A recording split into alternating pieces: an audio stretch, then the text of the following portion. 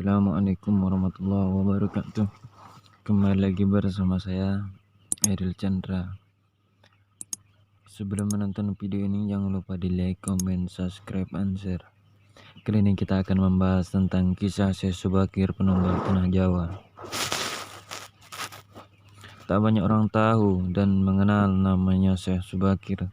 Padahal Syekh Subakir adalah seorang ulama wali Songo episode pertama yang dikirim khalifah dari Kesultanan Turki Utsmania Sultan Muhammad untuk menyebarkan agama Islam di wilayah Nusantara. Syekh Subakir konon adalah seorang ulama besar yang telah menumbal tanah Jawa dari pengaruh negatif makhluk halus saat awal penyebaran ajaran Islam di Nusantara. Kisahnya dimulai saat Sultan Muhammad bermimpi mendapat wangsit untuk menyebarkan dakwah Islam ke tanah Jawa. Adapun mubaliknya diharuskan berjumlah 9 orang. Jika ada yang pulang atau wafat maka akan digantikan oleh ulama lain asal tetap berjumlah 9. Sehingga dikumpulkanlah beberapa ulama termuka dari seluruh dunia Islam waktu itu. Para ulama yang dikumpulkan tersebut mempunyai keahlian masing-masing.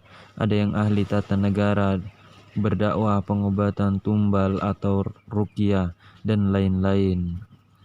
Lalu dikirimkanlah beberapa ulama ke Nusantara atau tanah Jawa. Namun sudah beberapa kali utusan dari Kesultanan Turki Utsmania yang datang ke tanah Jawa untuk menyebarkan agama Islam, tapi pada umumnya mengalami kegagalan. Penyebabnya masyarakat Jawa saat itu sangat memegang teguh kepercayaan, sehingga para ulama yang dikirim mendapatkan halangan. Karena meskipun berkembang tetapi ajaran agama Islam hanya dalam lingkungan yang kecil, tidak bisa berkembang secara luas. Selain itu, konon Pulau Jawa saat itu masih merupakan hutan belantara angker yang dipenuhi makhluk halus dan jin-jin jahat. Lalu diutuslah Syekh Subakir, ulama asal Persia yang ahli dalam ruqyah, ekologi, meteorologi, dan geofisika ke tanah Jawa. Beliau diutus secara khusus menangani masalah-masalah gaib dan spiritual yang dinilai telah menjadi penghalang diterimanya Islam oleh masyarakat Jawa ketika itu. Berdasarkan babat tanah Jawa, setelah sampai ke Nusantara, Syekh Subakir yang menguasai ilmu gaib dan dapat menerawang makhluk halus mengetahui penyebab utama kegagalan para ulama pendahulu dalam penyebaran ajaran Islam karena dihalangi para jin dan dedemit penunggu tanah Jawa. Para jin dedemit yang lelembut tersebut bisa berubah wujud menjadi ombak besar yang mampu menenggelamkan kapal berikut penumpangnya, dan menjadi angin puting beliung yang mampu memporak-porandakan apa saja yang berada di depannya. Selain itu, jin kafir dan bangsa lelembut tersebut juga bisa berubah wujud menjadi hewan buas yang mencelakakan para ulama pendahulu tersebut. Untuk mengatasi hal tersebut, konon Syekh Subakir membawa batu hitam dari Arab yang telah diraja. Lalu batu dengan nama Raja Aji Kalacakra tersebut dipasang di tengah-tengah tanah Jawa, yaitu puncak Gunung Tidar, Magelang, karena Gunung Tidar dipercaya sebagai titik sentral atau pakunya tanah Jawa. Efek dari kekuatan gaib suci yang dimunculkan oleh batu hitam tersebut menimbulkan gejolak alam yang tadinya cerah dan sejuk, matahari bersinar terang damai dengan kicauan burung tiba-tiba merubah drastis selama 3 hari 3 malam.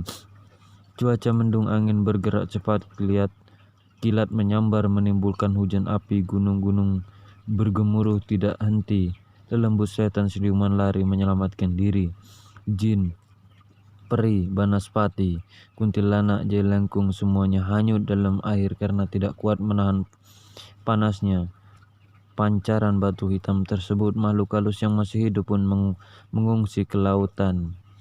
Sebagian jin yang lain ada yang mati akibat hawa panas dari tumbal yang dipasang Syekh Subakir tersebut. Melihat hal itu konon, Sabdo Palon, Raja bangsa Jin telah 9.000 tahun bersemayam di puncak Gunung Tidar, terusik dan keluar mencari penyebab timbulnya hawa panas bagi bangsa Jin dan lembut. Sabdo Palon lalu berhadapan dengan Syekh Subakir. Sabdo Palon lalu menanyakan maksud memasang batu hitam tersebut. Sang ulama menyatakan maksud dia menancapkan batu hitam itu untuk mengusir para jin dan lembut yang mengganggu upaya penyebaran ajaran Islam di tanah Jawa oleh para ulama utusan Khalifah Turki Utsmaniyah. Setelah terjadi perdebatan, mereka segera mengadu kesaktian. Konon pertempuran antara keduanya terjadi selama 40 hari 40 malam, sehingga Sabdo Palon yang juga dikenal sebagai Ki Semar Badranaya, Sang Danyang tanah Jawa itu merasa kewalahan dan menawarkan perundingan. Sabdo Palon mencaratkan beberapa poin dalam upaya penyebaran Islam di tanah Jawa.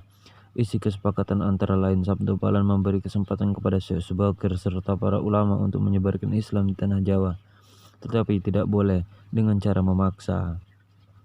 Kemudian Sabdo Palon juga memberi kesempatan kepada orang Islam untuk berkuasa di tanah Jawa.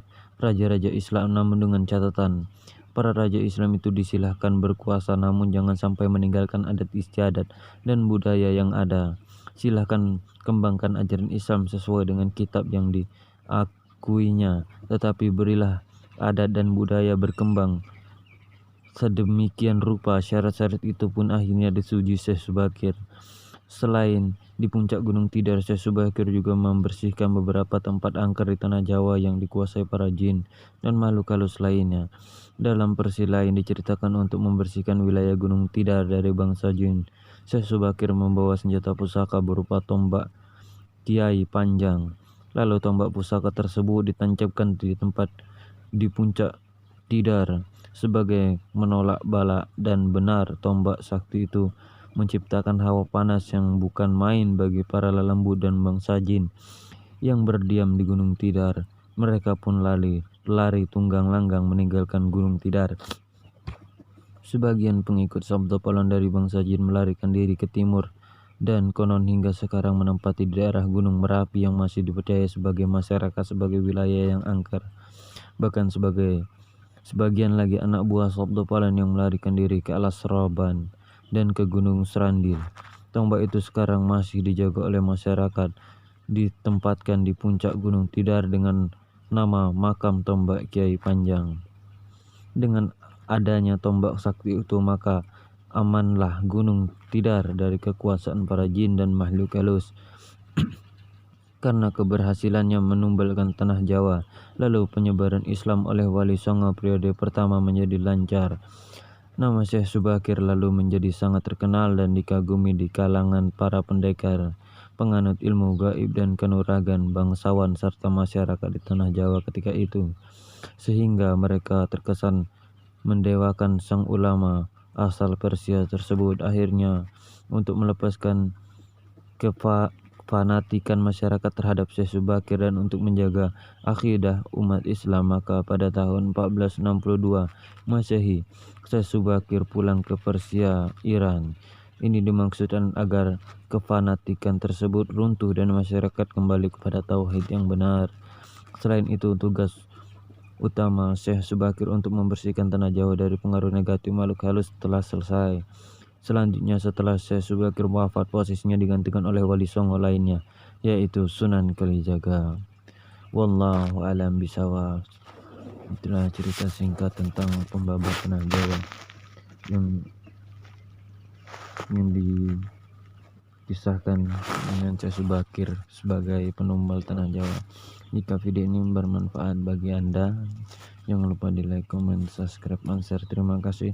Saya undur diri. Assalamualaikum warahmatullahi wabarakatuh.